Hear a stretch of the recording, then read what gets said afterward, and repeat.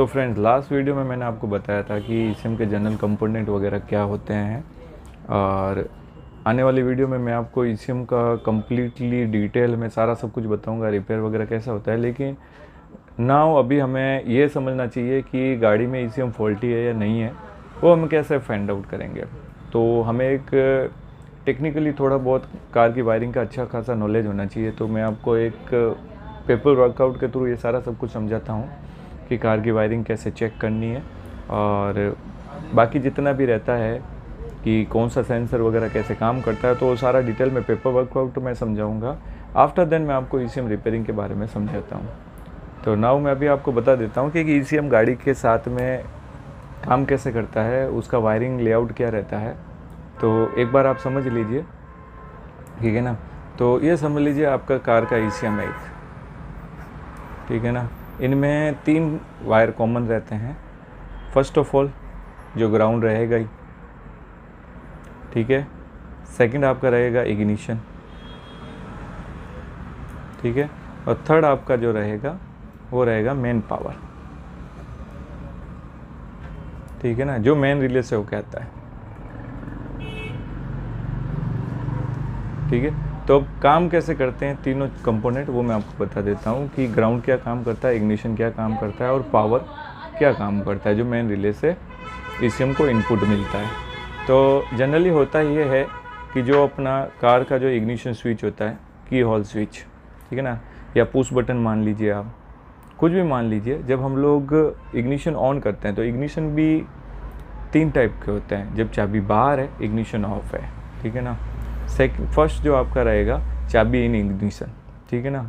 तो जैसा आपको समझ में आए तो आप इसको की इन लिख सकते हैं, ठीक है ना। ये की इन इग्निशन हो गया। सेकंड रहेगा जैसे आप उसे ऑन करते हैं ना, तो गाड़ी के अंदर आपने देखा होगा गाड़ी के बाकी जितने भी फंसिलिटी होती है, जो रेडियो है, या ये समझ लीजिए आप स्टीयरिंग लॉक अनलॉक होता है, तो जो भी चीज़ें रहती है, ठीक है ना।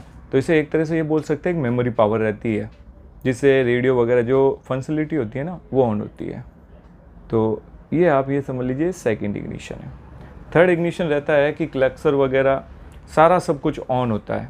मीटर जो होता है, कार का डैशबोर्ड होता है, ठीक है ना, तो उन सब में पावर आती है। तो इसे हम लोग इग्निशन पावर बोलते हैं, मेन इग्निशन बोलते हैं इसको, मेन पावर बोल दीजिए आप इसे, ठीक है ना। जो फोर्थ रहता है, ठीक है ना, जनरली ये 3 टाइप के होते हैं, लेकिन जो 4 रहता है ना, वो होता है क्रैंकिंग। आफ्टर देन गाड़ी स्टार्ट होती है। तो अब ये काम कैसे करते हैं, मैं आपको वही समझा रहा हूँ। तो आप ये समझ लीजिए कि जैसे आप इग्निशन ऑन करते हैं, कौन सा, थर्ड वाला, थर्ड इग्निशन की मैं वर्किंग बता रहा हूँ, जिससे क्या होता है ना, डैशबोर्ड वगैरह सारा सब कुछ ऑन होता है। तो वो कैसे होगा, आप क्या करोगे, जैसे की होल स्विच से या बीसीएम से, इसको बोलते हैं इग्निशन लॉक, ठीक है ना, और बीसीएम, पुश बटन में होता है बीसीएम, ठीक है ना। तो इसमें बीसीएम काम करता है मेन पावर के लिए, और की स्विच में थर्ड में अपना इग्निशन लॉक काम करता है। तो इससे क्या होता है ना, यहाँ से पावर होके, जो अपना ये इग्निशन लॉक है, ठीक है ना, यहाँ से पावर होके जाती है सीधे ईसीएम के, ठीक है ना। बाकी सारी फैसिलिटी तो ऑन होगी। मैं ईसीएम का स्पेशली अभी समझा रहा हूँ कि ईसीएम को अपने को चेक कैसे करना है कि ईसीएम ऑन हुआ या नहीं हुआ, ईसीएम फॉल्टी है या नहीं है। तो वो चीज़ हम लोग अभी समझ रहे हैं, बाकी चीज़ें मैं आगे और बता दूंगा आपको वायरिंग के बारे में। तो ईसीएम के जो इग्निशन पिन होती है, ठीक है ना, जो इग्निशन पिन होती है, जैसे कि आप एक एग्जांपल ले लीजिए, अपना रहता है EDC 17 C55, जो सबसे कॉमन ईसीएम है। तो इसका रहता है अपना 79 नंबर, ठीक है ना, 79 नंबर रहता है। तो यहाँ पे जैसे ही जो इग्निशन वोल्टेज आएगा, इग्निशन वोल्टेज आते ही ग्राउंड पहले से ही कनेक्ट रहता है। तो इग्निशन वोल्टेज जैसे आएगा ना, तो ईसीएम, ये वाला जो ईसीएम है, ये मेन रिले को ऑपरेट करेगा। मेन रिले कैसे काम करती है, इसी वीडियो में मैं आपको समझाता हूँ। ये समझ लीजिए आपके रिले, ठीक है ना, इसमें 4 पिन होती है, ठीक है ना। आप साइन समझ लीजिए, पिन नंबर वेरी नहीं करता है, पुरानी गाड़ियों में वेरी करता है, ठीक है ना। और अदर आपको एडिशनल डिटेल चाहिए रिले के बारे में तो डिस्क्रिप्शन में आप कमेंट डाल देना, तो मैं आपको रिले के बारे में कम्प्लीटली सारा सब कुछ समझा दूंगा। अभी ये सारा सब कुछ शॉर्ट वीडियो में समझा रहा हूँ मैं आपको, ठीक है ना। तो ये जैसे ऑन होता है, इस पर जो इग्निशन आती है, इग्निशन आते ही ये यहाँ पे ग्राउंड प्रोवाइड करता है, ठीक है ना। यहाँ ऑलवेज पावर रहती है।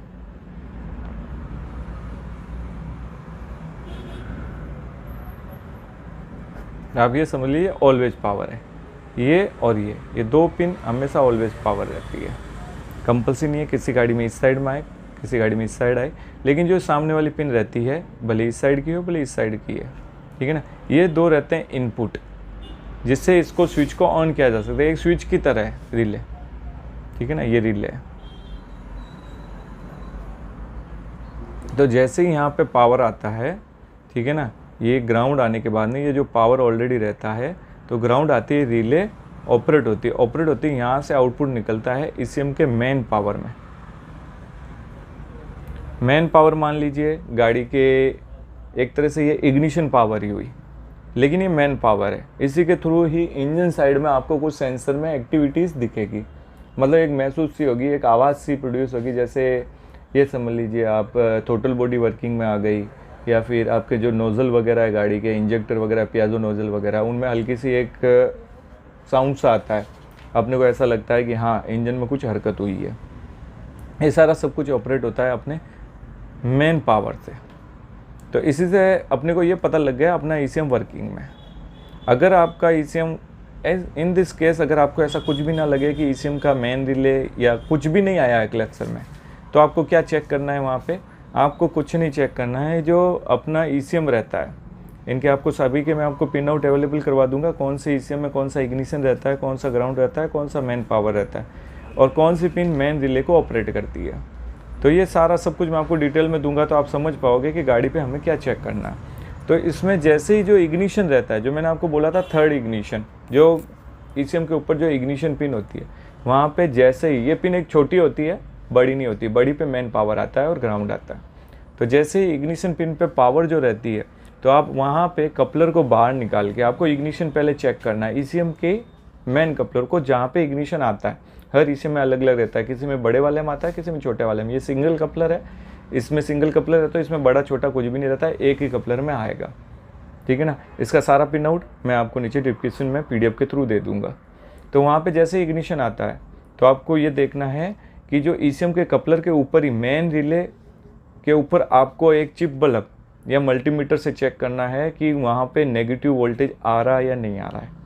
नेगेटिव वोल्टेज आपको यहाँ पे कैसे चेक करना है वो मैं आपको बता देता हूँ। आपको कुछ नहीं करना है, एक पिन, या तो फिर आप एक ऐसा कीजिए जहाँ पे ये रिले लगी हुई है, 90% केसेस में ये बाहर वाले फ्यूज़ बॉक्स में ही रहती है मेन रिले, प्रीमियम सेगमेंट में अंदर की तरफ रहती है। तो बाहर की तरफ जब ये रिले रहती है ना, तो इन दो पिनों पे आपको जो छोटा वाला अपना टेस्टिंग लाइट होता है, इन दोनों पे डालना है। और जब ये जलता है टेस्टिंग लाइट, तो समझ लीजिए आपका रिले ख़राब है, रिले बैड है, ठीक है ना। इन दिस कंडीशन अगर पावर यहाँ ईसीएम पे नहीं आ रहा है मेन पे, तो रिले बैड है। और अगर आपका टेस्टिंग लाइट अगर नहीं ग्लो हो रहा है, ग्लो नहीं होने कंडीशन में आपको क्या करना है कि ईसीएम के कपलर के बिल्कुल ऊपर की तरफ आपको पिन को चेक करना है जो मेन रिले की आती है, ठीक है ना। तो मेन रिले की पिन आप जैसे चेक करेंगे, तो वहाँ पे आपको अगर फिर भी वहाँ पे भी नहीं आ रहा है, तो आपको फिर वायर की कंटिन्यूटी भी साथ में चेक करनी है, अगर आ रहा है तो। और अगर नहीं आ रहा है तो आपको इन दिस केस आपको ईसीएम बाहर निकाल के चेक करना है, अदरवाइज़ ईसीएम आपका ख़राब नहीं है।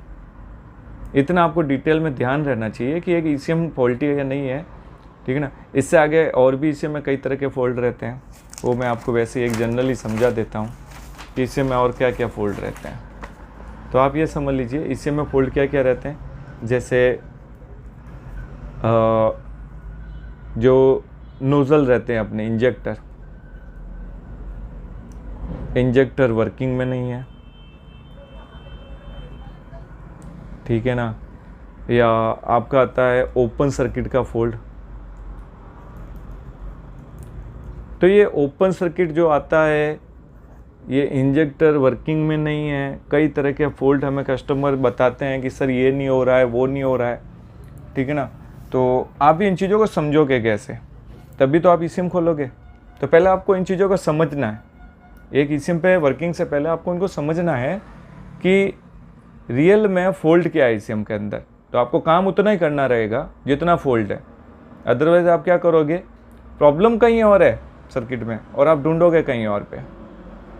तो क्या होता है ना, फॉल्ट 3 तरह से आते हैं। पहला मैं आपको बता देता हूँ, ओपन सर्किट, ठीक है ना। सॉरी, मैं पीछे वाला छोड़ के मैं आपको कुछ नया समझा रहा हूँ, कोई इश्यू नहीं है, लेकिन आपको समझ में आना चाहिए कि मैं कहना क्या चाह रहा हूँ। तो अपना आता है ओपन सर्किट, ठीक है ना, शॉर्ट टू ग्राउंड,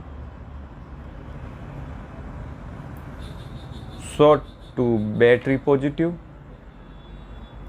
ठीक है ना।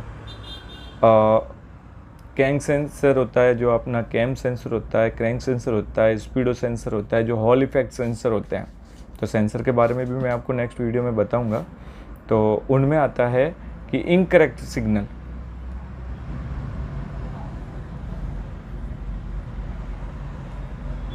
ये सारे फॉल्ट आते क्यों हैं, ठीक है ना। तो इन फॉल्ट को देखो, अपने को पहले समझना है। ओपन सर्किट का मतलब है कि जिससे रिलेटेड ये फॉल्ट आ रहा है, या तो उसका वायर कटा हुआ है, वायर प्रॉपर सेंसर तक पहुंच नहीं रहा है, या फिर वो वायर लगा हुआ ही नहीं है, ठीक है ना। ये वायर कट के केस में आता है। अब शॉर्ट टू ग्राउंड आ गया तो क्या होता है ना, वायरिंग घिस जाती है। वायरिंग घिसने के बाद में क्या होता है कि जो सेंसर की मेन सप्लाई होती है वो बॉडी के साथ में टच हो जाती है, या सेंसर इंटरनली शॉर्ट हो जाता है।